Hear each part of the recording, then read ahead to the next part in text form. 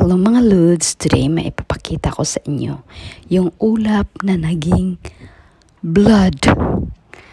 Tingnan ninyo yung ulap na napaka-amaze po sa akin. Yung nakita ko, dumiretso po ako sa rooftop at tingnan ko talaga yung ulap na para siyang dugo. Tingnan ninyo guys, yan siya, para siyang dugo. Sabi ko sa sarili ko, ano kaya nangyayari sa mundo ngayon? Bakit ganito yung ulap? Kasi last week, inabangan ko yung clouds. Kasi everyday, inabangan ko talaga yung clouds.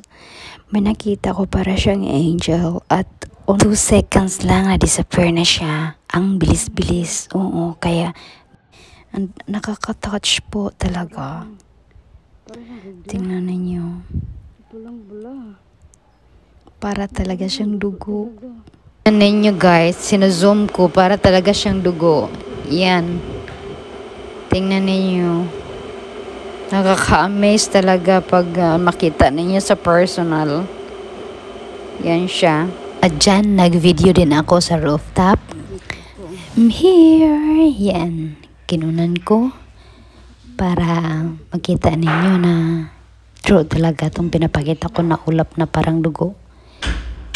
Yan, hindi fake. True talaga. Ayan siya. At zina-zoom out ko. Zoom out, zoom in, zoom out. Yan. Diyan ako naglakad-lakad. And pinakita ko yung lahat. Buong ulap. Tingnan ninyo. Yan. This side, ganito yung ulap. At the other side is walang ulap doon, is only cloudy. Dito lang siya talaga nga side. Thank you for watching. Sana nagustuhan niyo yung ulap na pinapakita ko sa inyo.